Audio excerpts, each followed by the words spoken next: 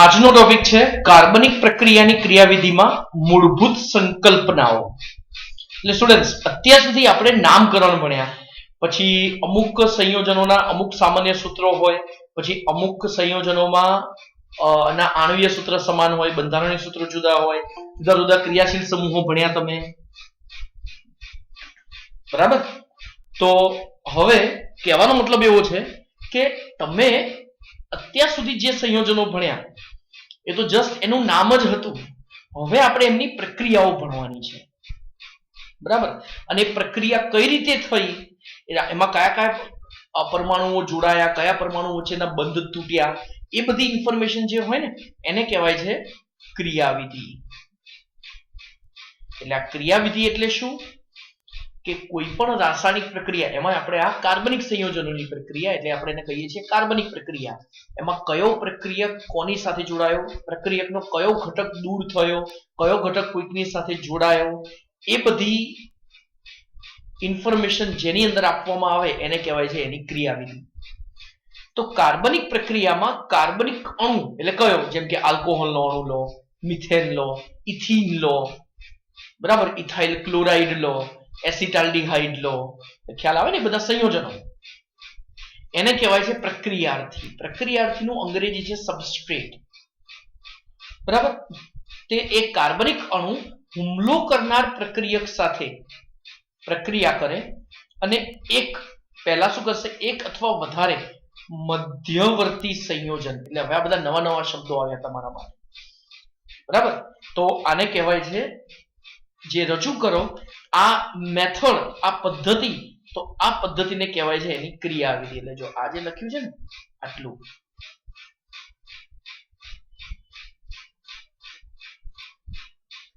આટલો ભાગ, તો એને આજે દર્શાવે છે કે કાર્બનિક અણુ એ હુમલો કરનાર પ્રક્રિયક સાથે જોડાય, મધ્યવર્તી સંયોજન બનાવે, એમાંથી ઉપનિપજ, વધારાની નિપજ મળે અને મુખ્ય નિપજ મળે, બરાબર.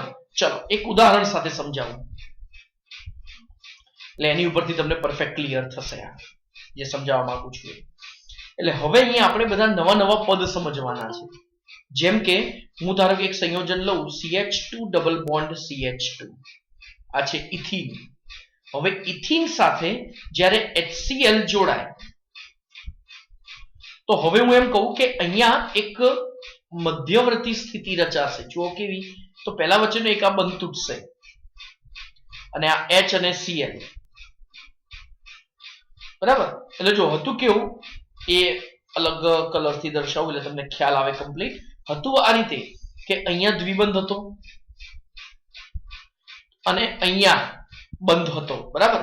હવે આ એક મધ્યવર્તી એક ચોરસ થયું, જુઓ એટલે ડોટેડ લાઈન આ રહી, ડોટેડ લાઈન આ રહી, ડોટેડ લાઈન આ રહી અને ડોટેડ લાઈન આ રહી, ચોરસ થયું, બરાબર. અને પછી એટલે આ જે બન્યું ને આને કહેવાય મધ્યવર્તી સંયોજન.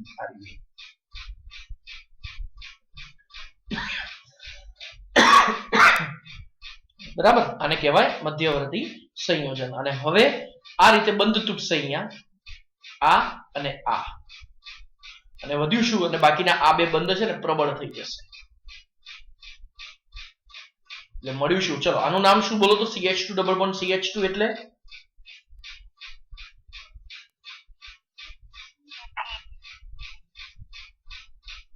ઇથિન, બરાબર. અને એમાંથી આ મધ્યવર્તી સંયોજન મળ્યું,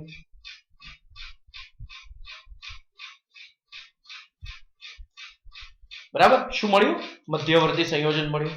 અને આ જે મધ્યવર્તી સંયોજન મળ્યું એમાં આ બંધ તૂટ્યા, અને બંધ તૂટીને પછી શું થશે કે આ જે મેં કીધું ને, જે એરો કર્યા આપણે વ્હાઇટ કલરના એરો, એ વ્હાઇટ કલરના એરો પછી પ્રબળ બંધ થઈ જાય. એટલે CH2 ની જગ્યાએ CH3, પછી આ CH2 અને પેલો Cl.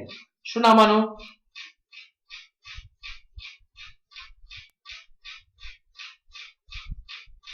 શું નામ આનું,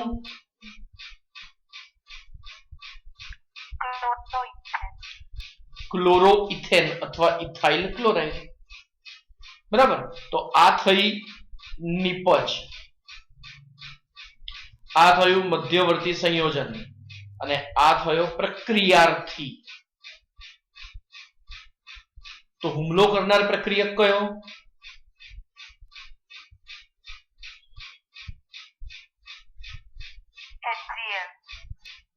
બરાબર. તો આ છે હુમલો કરનાર પ્રક્રિયક.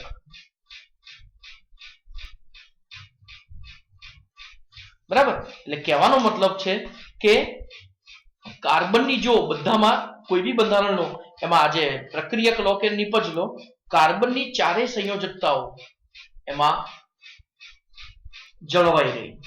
બરાબર. એટલે જ્યારે નવો બંધ જ્યારે પણ રચાય તો આપણે એટલું યાદ રાખીશું કે જ્યારે નવો બંધ રચાય ત્યારે રચાતા નવા બંધમાં કાર્બનની સંયોજકતાઓ તો પૂરેપૂરી જ હોય. બરાબર. એટલે જે પણ નવો બંધ રચાય એમાં કાર્બનની પૂર્તિ કરનાર સ્પીસીસ ઘટકને પ્રક્રિયાર્થી, અન્ય સ્પીસીસને પ્રક્રિયક કહેવાય. પ્રક્રિયામાં ભાગ લેનાર બંને સ્પીસીસ નવો બંધ બનાવે, બરાબર, તો આપણી ઈચ્છા મુજબ કરી શકાય. ને હવે ધ્યાનથી જોજો જે સમજાવું એ.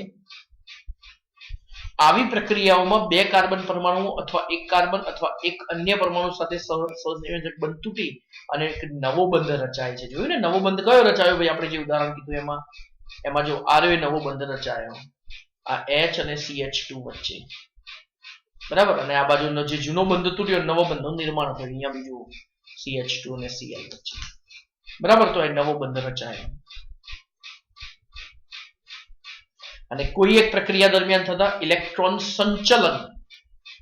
સંચલન એટલે શું ખબર છે? એની ગતિ, ઇંગ્લિશમાં લખ્યું છે એની મૂવમેન્ટ. પછી બંધ વિખંડન. બંધ વિખંડન એટલે ખબર છે?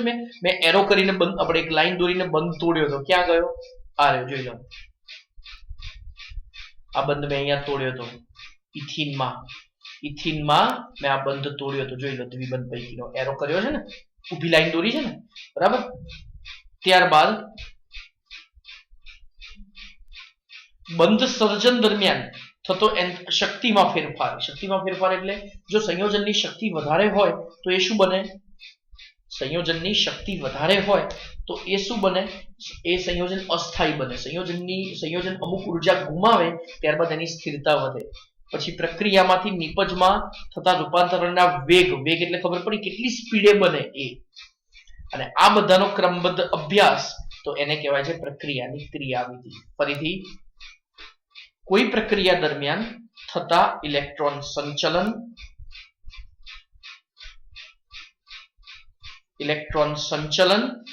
બંધ વિખંડન,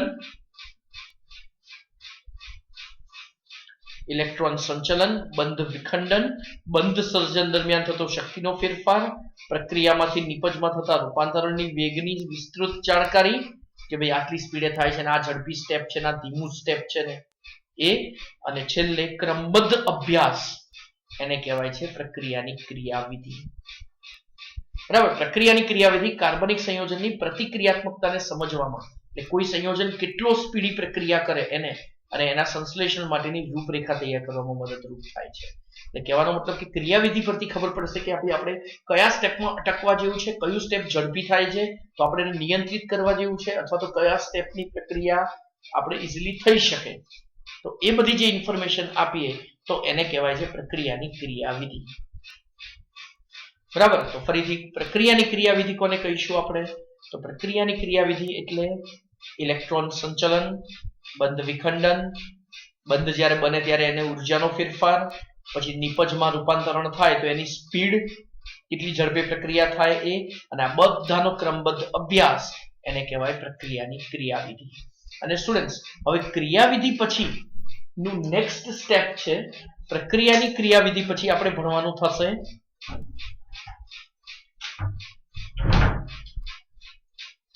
સહસંયોજક બંધ નું વિખંડન.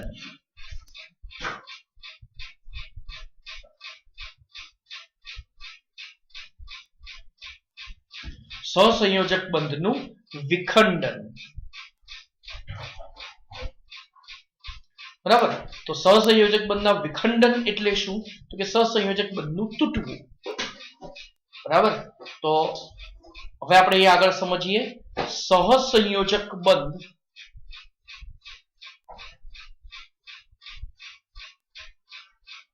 નું વિખંડન. વિખંડન એટલે બંધનું તૂટવું. તો આ સહસંયોજક બંધ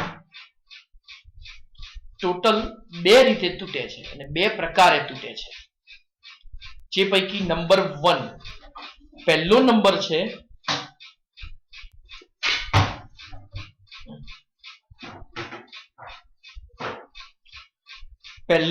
છે સમભાગી વિભાજન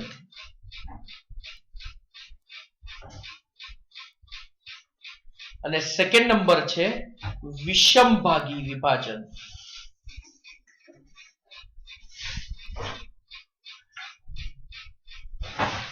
ચાલો, પહેલું છે સમભાગી વિભાજન અને સેકન્ડ નંબર છે વિષમભાગી વિભાજન.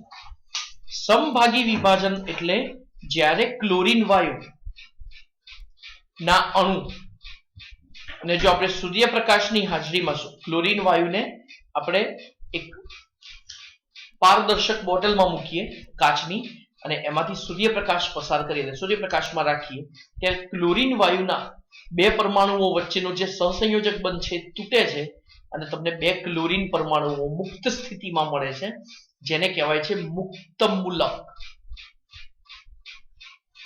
બરાબર? તો અહીંયા 2 ક્લોરીન વચ્ચે સહસંયોજક બંધ છે. બરાબર? એ તો ખ્યાલ હશે જ. એટલે કે એક ઇલેક્ટ્રોનની ભાગીદારી થઈ હોય. હવે જેવો આ બંધ તૂટે ત્યારે બંને ક્લોરીન પોતપોતાના ઇલેક્ટ્રોન લઈને છૂટા પડે. બરાબર? એટલે એ જે ઇલેક્ટ્રોન છે ને એને આપણે આ રીતે ડોટ સ્વરૂપે લખાય છે. જુઓ, આ રીતે ડોટ સ્વરૂપે લખાય છે અને એને આપણે કહીએ છીએ મુક્ત મૂલક. ફરીથી એને આપણે કહીએ છીએ મુક્ત મૂલક. તો ફરીથી મુક્ત મૂલક શું છે? તો 2 પરમાણુ વચ્ચેનો જ્યારે બંધ તૂટે ત્યારે એની પાસે રહેલો એક વધારાનો સિંગલ, એટલે એને આપણે કહીએ છીએ અયુગ્મિત ઇલેક્ટ્રોન. હવે આ મુક્ત મૂલકની આપણે લાક્ષણિકતા કહીએ તો એ છે પહેલું જ એની પાસે અયુગ્મિત ઇલેક્ટ્રોન હોય છે.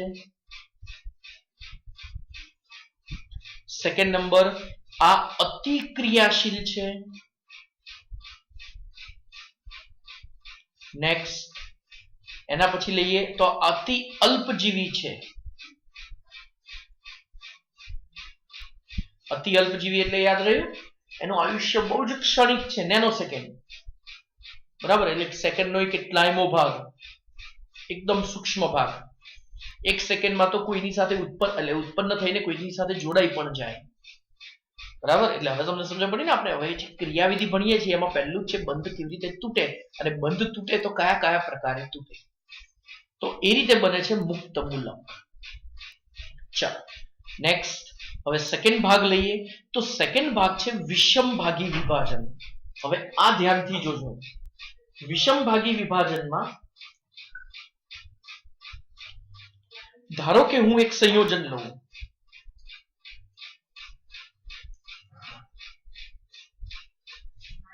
CH3Cl. તો ભાઈ આનું નામ છે ક્લોરોમિથેન.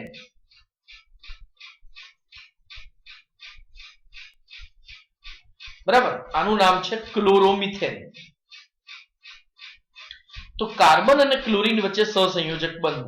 ચલો હવે મને એમ કહો, અહીંયા તો બંને ક્લોરીન સરખા હતા અને એમની વચ્ચેનો બંધ તૂટ્યો એટલે બંને ક્લોરીન પોતપોતાના પરમાણુ લઈને છૂટા પડ્યા.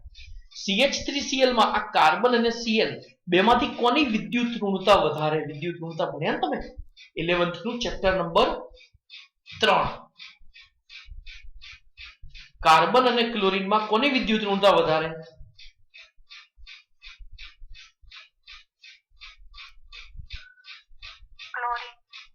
સરસ, ક્લોરીનની. યાદ હોય તો એક જ આવર્તનું તત્વ, કાર્બનનો પરમાણુ ક્રમાંક 6, નાઇટ્રોજન 7, 8 ઓક્સિજન અને 9 ફ્લોરીન, પછી ક્લોરીન, બ્રોમીન ને આયોડીન. એમાં જેમ તમે ડાબી બાજુથી જમણી બાજુ જાઓ તેમ હંમેશા શું થાય? તો કે વિદ્યુત ઋણતા વધે. કાર્બન થી ફ્લોરીન બાજુ જાઓ તેમ વિદ્યુત ઋણતા વધે. અને આમે કાર્બન અને ક્લોરીન, તો એમાં ક્લોરીનની વિદ્યુત ઋણતા વધારે. ભાઈ વિદ્યુત ઋણતા એટલે એક પ્રકારની લુચ્ચાઈ, સમજાવ્યું છે મેં, જેમાં કાર્બન અને ક્લોરીન વચ્ચે જ્યારે સહસંયોજક બંધ રચાય અને આ બંધ જ્યારે તૂટે, હવે બીજું આ બંધ તૂટે ત્યારે કાર્બન કરતા ક્લોરીનની લુચાઈ વધારે, એટલે થયો છે ભાગીદારીથી બંધ. અહીંયા રચાયો છે ભાગીદારી દ્વારા બંધ, ઇલેક્ટ્રોનની ભાગીદારી થઈને બંધ રચાયો છે. પણ જ્યારે બંધ તૂટશે ત્યારે ક્લોરીન પોતાનો ઇલેક્ટ્રોન તો લઈ જ જાય અહીંયા, પણ સાથે સાથે આ કાર્બનનો ઇલેક્ટ્રોન પણ પોતે રાખી લે છે. એનું કારણ કેમ કે વિદ્યુત ઋણતા વધારે. વિદ્યુત ઋણતા કેમ વધારે?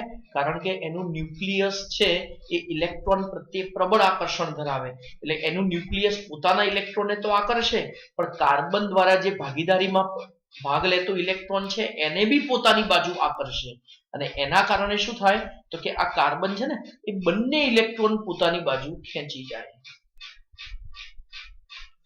બરાબર? અને એના કારણે શું બનશે? આ કાર્બન અને ક્લોરીન વચ્ચેનો જ્યારે બંધ તૂટે, તો જ્યારે કાર્બન અને ક્લોરીન વચ્ચેનો આ બંધ તૂટે તો આની પાસે એક ઇલેક્ટ્રોન ખૂટ્યો, પોતાનો ઇલેક્ટ્રોન ખૂટ્યો, માટે એ પ્લસ બન્યો. અને જ્યારે ક્લોરીન એને પોતાનો તો રાખ્યો, કાર્બનનો બી પોતાની પાસે રાખ્યો, માટે તે ઋણ વીજભારિત બન્યો. તો યાદ રાખીશું, જ્યારે જ્યારે સમભાગી વિભાજન થાય ત્યારે હંમેશા તમને મુક્ત મૂલક મળશે, અને જ્યારે વિષમભાગી વિભાજન થાય ત્યારે તમને ધન આયન અને ઋણ આયન બનશે. અહીંયા જે ધન આયન બને છે એ ધન આયનને આપણે કહીશું ઇલેક્ટ્રોફાઇલ. હવે આ ઇંગ્લિશ નામ છે, એનું ગુજરાતી છે ઇલેક્ટ્રોન અનુરાગી આયન. અને જે વિષમભાગી વિભાજનથી ઋણ આયન બને એને કહેવાય ન્યુક્લિયોફાઇલ. બરાબર? અને એને કહેવાય છે કેન્દ્રાનુરાગી આયન.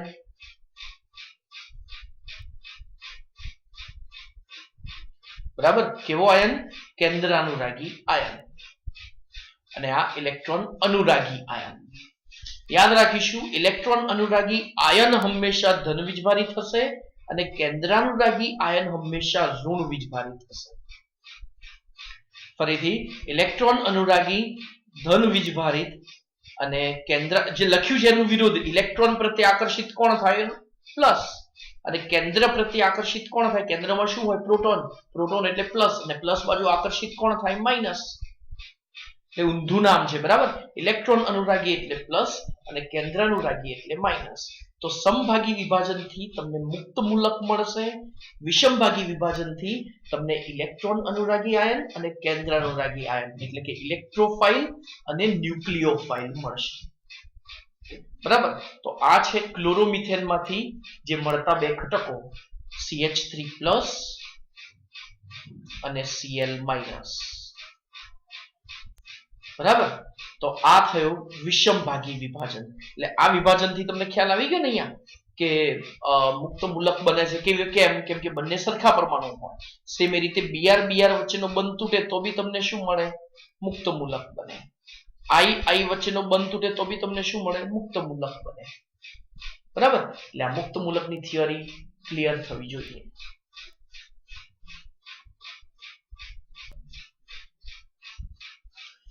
ચાલો આગળ. ભાઈ હવે આગળ આના પછી આવે છે કે આપણે જે સમભાગી અને વિષમભાગી વિભાજન થાય છે, આપણે અહીંયા જે સમભાગી અને વિષમભાગી વિભાજન થાય છે અને એમાંથી જે ઘટકો મળે છે એમાં કાર્બન ઉપર, હવે જો અમુક એવા પણ સંયોજનો છે કે જેથી કાર્બન ઉપર તમને ડોટ મળે. ડોટ એટલે ખબર પડી પેલું જેમ કે Cl ડોટ મેં 2 વાર લખ્યું હતું આપણે આગળ નહીં જો અહીંયા. એટલે આ જે આપણે Cl ડોટ લખ્યા છે ને, બરાબર? તો એવી રીતે જ્યારે કાર્બન પર ડોટ મળે એટલે અહીંયા હું લખું છું કાર્બન મુક્ત મૂલક જ્યારે બને તો કાર્બન મુક્ત મૂલકની સ્થિરતાનો ક્રમ. આ ખાસ યાદ રાખીશું. 13 ચેપ્ટરમાં કામ લાગશે, ઇવન 12મા ધોરણમાં પણ અમુક ફંડામેન્ટલ શીખવામાં આ કામ લાગશે. કાર્બન મુક્ત મૂલકની સ્થિરતાનો ક્રમ એટલે CH3 ઉપર હું ડોટ લખું, CH3 CH2 ઉપર હું ડોટ લખું, પછી એક આ સંયોજન. આનું નામ શું મને કહેતો? આનું નામ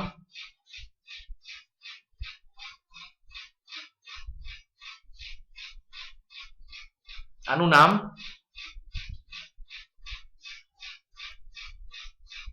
આઇસોપ્રોપાઇલ. યાદ આવ્યું? એની ઉપર ડોટ મળે. હા. અને બીજું આનું નામ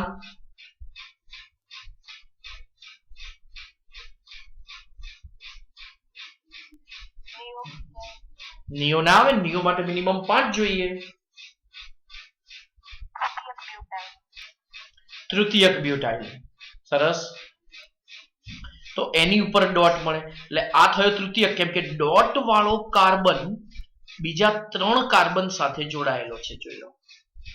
એટલે આપણે આને કહીશું તૃતીયક મુક્ત મૂલક.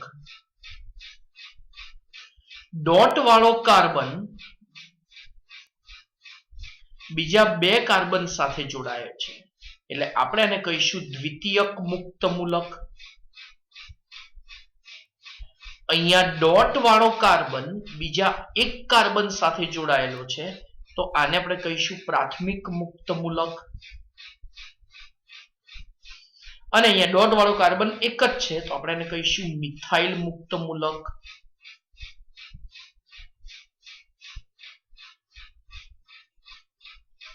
બરાબર. તો હવે અહીંયા લોજિક એવું છે કે જેમ તમે મિથાઇલ થી પ્રાથમિક થી દ્વિતીયક થી તૃતીયક તરફ જાઓ તેમ એવા મુક્ત મૂલકની સ્થિરતા વધે છે. એવા મુક્ત મૂલકની સ્થિરતા વધે છે. બરાબર. એટલે સૌથી સ્થાયી સ્થિર મુક્ત મૂલક કયો?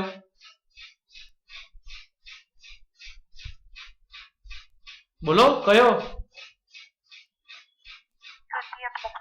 તૃતીયક મુક્ત મૂલક. પ્રાથમિક અને દ્વિતીયક 2 આપ્યા હોય તો વધુ સ્થાયી મુક્ત મૂલક કયો?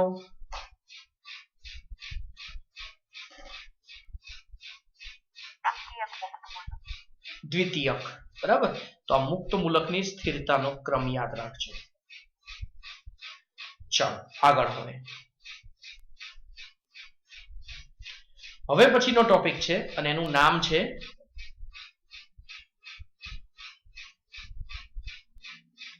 કેન્દ્રાનુરાગી આયન. આની વ્યાખ્યા શું? તો કેન્દ્રાનુરાગી આયન એટલે વિષમભાગી વિભાજનથી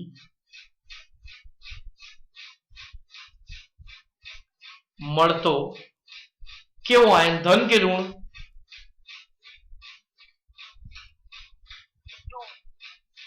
ઋણ આયન. તો વિષમભાગી વિભાજનથી મળતો ઋણ આયન કે જે ઇલેક્ટ્રોન યુગ્મ આખી પેર દાન કરવાની વૃત્તિ ધરાવે.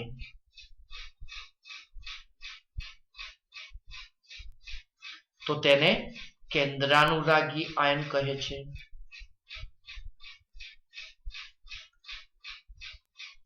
વિષમભાગી વિભાજન ક્યારે થાય? કે જ્યારે એવા 2 પરમાણુઓ વચ્ચેનો સહસંયોજક બંધ તૂટે જેમની વિદ્યુત ઋણતાનો તફાવત વધુ હોય. એક ઓછું વિદ્યુત ઋણ ને બીજું વધારે વિદ્યુત ઋણ, એટલે કે બેની ઊંચાઈમાં તફાવત હોય ત્યારે. બરાબર. તો એ વખતે શું થશે? એમની વિદ્યુત ઋણતાનો તફાવત વધારે હોય અને સ્વાભાવિક રીતે બંધ જ્યારે તૂટે ત્યારે એ બંને ઇલેક્ટ્રોન છે, ધારો કે એ અને બી એમ કહું તો એની વિદ્યુત ઋણતા વધારે તો એ બંને ઇલેક્ટ્રોન કોણ રાખી લેશે? એ પરમાણુ રાખી લેશે. એટલે એ માઇનસ બને અને સામેવાળો પ્લસ બને.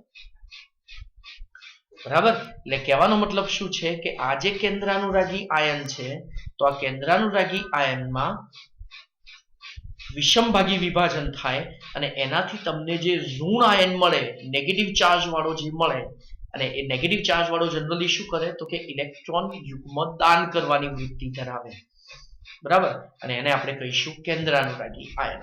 અને આ કેન્દ્રાનુરાગી આયનના એક્ઝામ્પલ બધા હેલાઇડ આયન, પછી NH2 માં નાઇટ્રોજન માથે માઇનસ હોય, પછી OH માં O ની માથે માઇનસ હોય, પછી CH3COO માઇનસ હોય.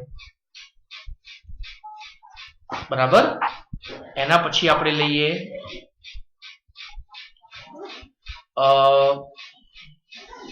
NH2OH. હા, RO માઇનસ હોય. બરાબર. બરાબર. તો આ બધા કેવા છે? કેન્દ્રાનુરાગી આયનો છે. બરાબર, ટપકા જરા થોડા ઘાટા કરી દો, બરાબર, એટલે તમને કન્ફ્યુઝન ના થાય કે કેટલા છે. બરાબર, તો આ છે કેન્દ્રાનુરાગી આયન. નંબર 2 હવે છે ઇલેક્ટ્રોન અનુરાગી આયનની વ્યાખ્યા.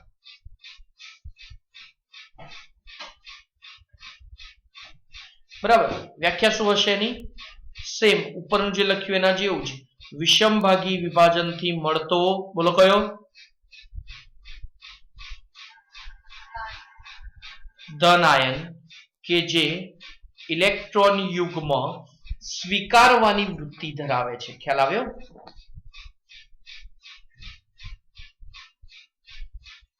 તો તેને શું કહે છે?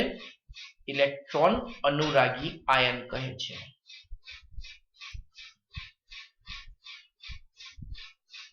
આ ટોપિકની જરૂર અહીંયા થોડી ઘણી પડશે, બાકી 13મા ચેપ્ટરમાં આની જરૂર બહુ જ પડશે. આના આપણે ઉદાહરણ કહીએ તો ઇલેક્ટ્રોન અનુરાગી આયનના CH3 ના માથે પ્લસ, પછી NO2 માં N ના માથે પ્લસ હોય, બરાબર, પછી Cl કે Br ના માથે પણ પ્લસ હોય છે. તમને 13મા ચેપ્ટરમાં ખબર પડશે, આપણે 11th ના જ 13મા ચેપ્ટરમાં, બરાબર. પછી CH3CO પ્લસ હોય, SO3H પ્લસ હોય, બરાબર. તો આ બધા ધન વીજભારિત ઘટકો છે. હવે તમને નવાઈ લાગતી હશે, ક્લોરીન ને બ્રોમિન ક્યારે પ્લસ બને? હવે તમને જ્યારે 12મામાં જ્યારે ટોપિક ખ્યાલ આવશે, જ્યારે આવશે ને, અરે 13મા ચેપ્ટરમાં, ત્યારે તમને આ ક્લિયર થશે, બરાબર. અત્યારે આટલું તમને એટલું બધું ક્લિયર નહીં થાય, બરાબર. ચલો, એટલે આટલું ખાસ ધ્યાન રાખવા જે સમજાવ્યું. તો CH3 plus NO2 plus Cl plus Br plus CH3CO plus SO3H plus. તો કેન્દ્રાનુરાગી આયન અને ઇલેક્ટ્રોન અનુરાગી આયન ખાસ વ્યવસ્થિત તૈયાર કરો, બરાબર. તો નેક્સ્ટ સેશનમાં આપણે આગળ બીજા આના કેન્દ્રાનુરાગી ને ઇલેક્ટ્રોન અનુરાગી આયનમાં એક વધારાનો એક પાર્ટ આવે છે, કાર્બોકેટાયન ને કાર્બેન આયન. તો એની સ્થિરતા આપણે નેક્સ્ટ સેશનમાં જોઈશું. Okay, good bye.